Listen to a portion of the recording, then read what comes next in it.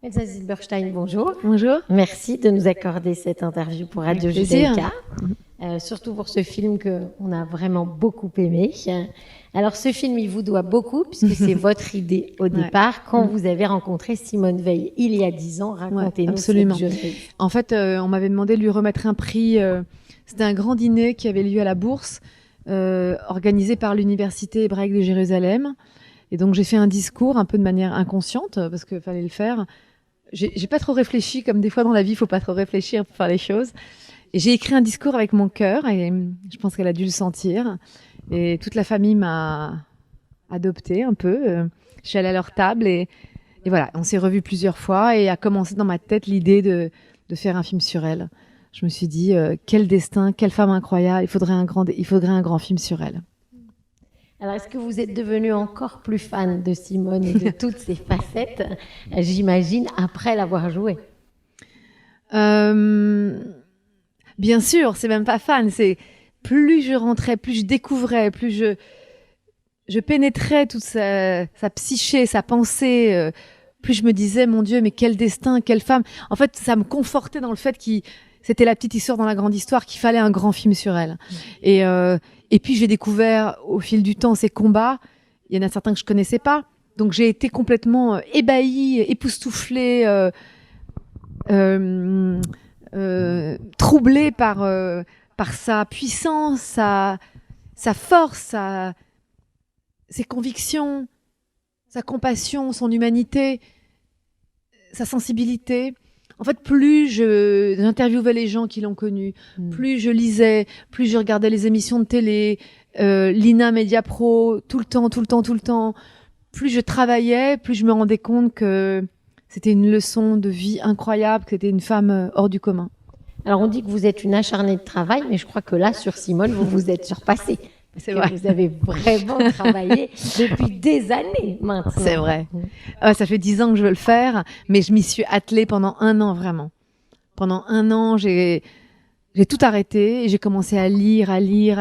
C'est pas que de la lecture, c'est regarder, observer chaque mouvement, chaque respiration, chaque geste, chaque battement de cils, chaque avalage de salive, c'est pas beau, mais chaque attitude, chaque intonation, et je voulais que ça soit une seconde nature. Je voulais pas que ça soit une imitation ou plaqué. Ça n'aurait pas fonctionné comme ça de toute façon.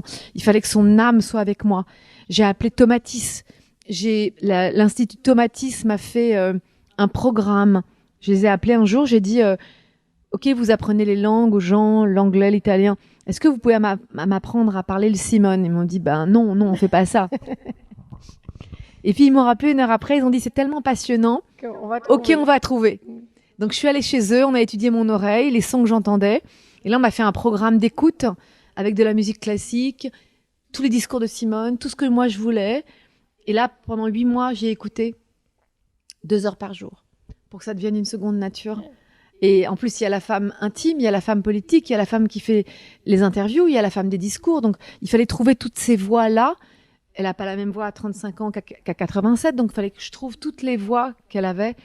Ça a été un long chemin et il m'a fallu 1 an pour que ça infuse en moi. Ouais. Vous avez des scènes très dures que vous avez tournées. Qu'est-ce qui a été le plus difficile pour vous? Tout était difficile, tout.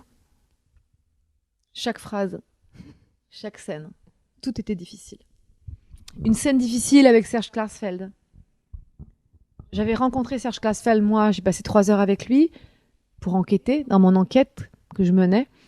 La scène avec Klarsfeld était dure à jouer parce que Olivier voulait qu'elle reçoive les coups de fusil de la Shoah Barbale. Il me dit, elle revit la mort de son frère et de son père. C'était une scène difficile à jouer. Je voulais qu'elle soit ébranlée physiquement, qu'elle hoquette, qu'elle soit complètement vacillante.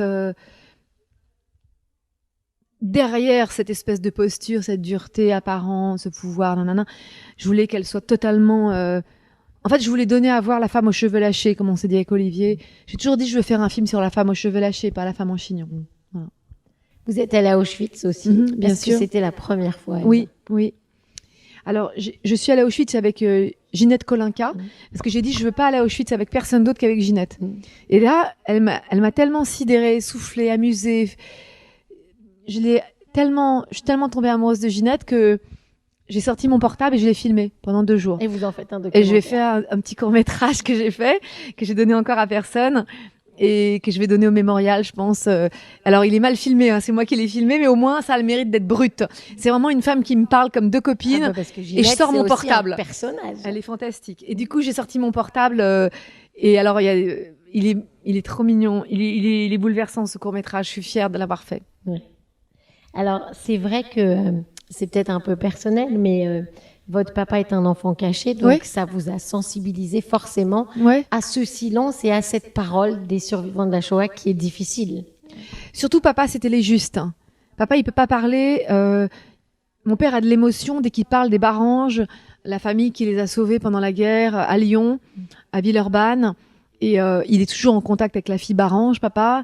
Et un peu comme Simone, Agnès Varda ou Rosalie Varda me racontait quand Agnès a fait Sim sur les justes, que Simone a pleuré pendant 1h30. Je pense que, bizarrement, les enfants cachés aussi, c'est des enfants traumatisés. Bien sûr. Et ma grand-mère s'est cachée, elle a un accent russe, a coupé au couteau, mais ma grand-mère, elle avait des yeux bleus, elle était blonde, elle parlait 7 langues. Et dans le bus, d'ailleurs, un Allemand a dit « Ah ben regarde, c'est un bon petit Arien », en montrant mon père. Parce que mon père avait les yeux bleus, avait des pommettes saillantes et avait l'air d'un petit Allemand. Et que ma grand-mère avait parlé allemand couramment. Après, le grand-père polonais, mon grand-père que j'ai jamais connu, il s'est caché, un peu comme dans le dernier métro, parce qu'il avait un accent trop fort. Oui, peut-être qu'inconsciemment, mais je l'ai pas fait pour ça, mais peut-être que, je dis toujours l'inconscient comme destin, peut-être que malgré tout, l'histoire de mon père n'est pas anodine et m'a donné envie peut-être de faire ce film, en effet. Justement, je rebondis sur cette thématique. Je sais que vous avez déjà dit que vous ne recherchiez pas les rôles de personnages juifs. Non. Pour autant, quand on regarde votre filmographie, il y en a beaucoup, que ce soit du début avec Mina Tannenbaum ou au tout dernier film. Vous dites aussi qu'un rôle n'arrive jamais par hasard. Souvent, il arrive, ce que vous disiez pour le rôle de Jeanne Reichenbach, vous veniez vous venez de Julian Josas comme elle, et c'était... Il n'y a quand même pas quelque chose, même si vous ne recherchez pas les rôles de personnages juifs, non. C'est le fantasme des autres peut-être, ou en tout cas, Ah oui, vraiment. Moi, je le fais parce que c'est des rôles forts. Jeanne Reichenbach, j'ai pas cherché. Il se trouve que le hasard a fait, quand la productrice a appris que Nelly Kavsik, que j'étais de Julian Josas, j'ai halluciné. Moi, je suis grandie avec l'histoire de Léon Blum. Donc c'est vrai, quand on m'a proposé le rôle, j'ai dit, bon, bah, il y a que moi qui peux le jouer, c'est vrai.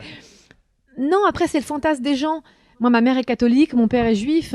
Oui, je me sens plus chez moi dans une synagogue que dans une église, peut-être. Mais non, honnêtement, vraiment, comme Simone Veil, c'est l'histoire qui la rend juive. Elle est juive des 2 parents. Moi, c'est un peu la projection des gens avec le nom que je porte, honnêtement. Et oui, j'ai fait quelques rôles qui sont liés à ça, mais j'en ai fait plein d'autres qui sont pas liés à ça. Donc après, on peut pas éviter les projections. Pour revenir sur le film, particularité du film, vous partagez le rôle avec Rebecca Marder. Quand je dis particularité, c'est que souvent on a 2 actrices, une enfant, une adulte. Là, ce sont 2 adultes, même si c'est à 2 âges différents.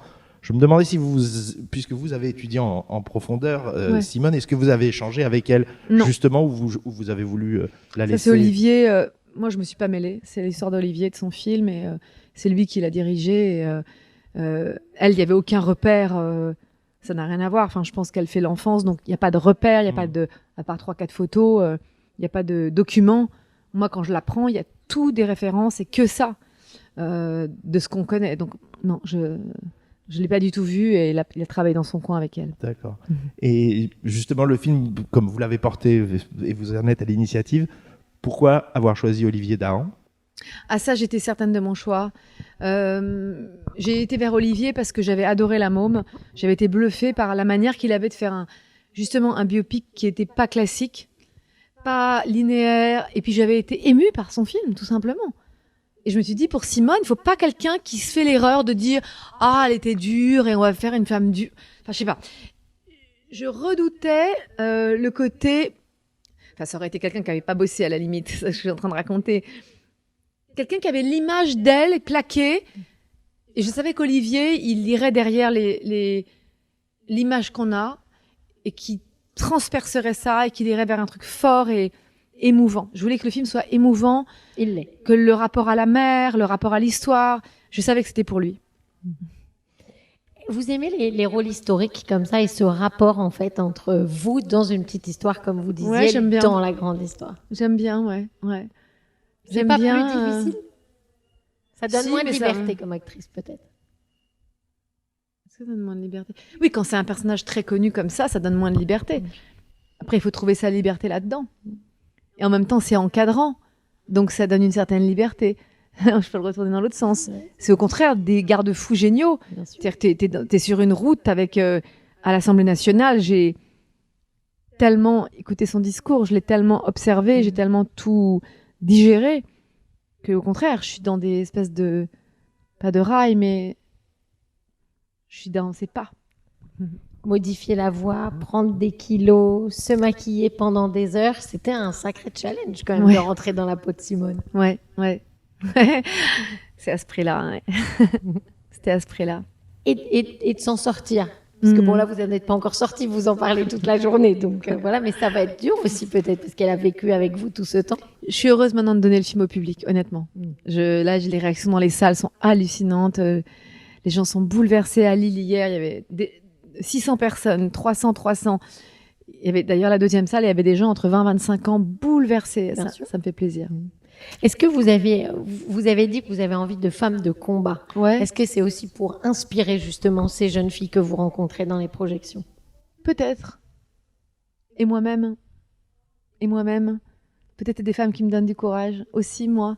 Elles m'inspirent à des endroits où j'en ai manqué. Ou peut-être que c'est des femmes qui sont des tels modèles, des tels exemples, même de volonté, de dire non, de dire oui, de dire je veux ça ou je veux ci. Elles m'ont inspirée dans tout ce qu'elles sont. Il y a un tel mélange de force et de tendresse en Ouais. même temps, c'est très rare chez quelqu'un. Ouais, mais elle avait ça. Et dans ce que je ressentis quand je l'ai rencontrée, elle avait vraiment ça.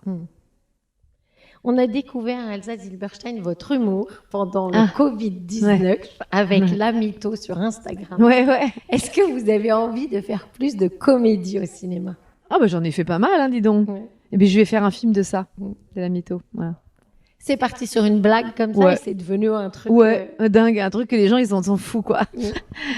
Personnage qui se permet tout, qui est totalement libre. Mm. Ça c'est aussi ça, ouais. Et vous avez envie, j'imagine aussi, de toujours faire plus éclectique, parce que vous avez fait déjà 72 films. Oh, j'y crois pas. Non, en vrai? Ouais. Ouais, je sais pas. Oui, on m'a dit ça l'autre fois en Suisse. Mm. J'ai du mal à croire ça, avec des petits rôles alors aussi, mais je crois pas que j'ai fait 72 films. Mais bon, peu importe. Ouais, peut-être. J'arrive pas à croire. Moi, je pense que j'en suis encore au début. Vraiment, il y a tellement de rôles à jouer, tellement de cinéastes avec qui j'ai pas encore travaillé, donc voilà. Donc toujours la même passion pour le cinéma. Toujours. Eh ben, merci beaucoup. Merci, Ouais. merci, Très bonne merci, journée à vous. merci à vous, merci, bonne journée.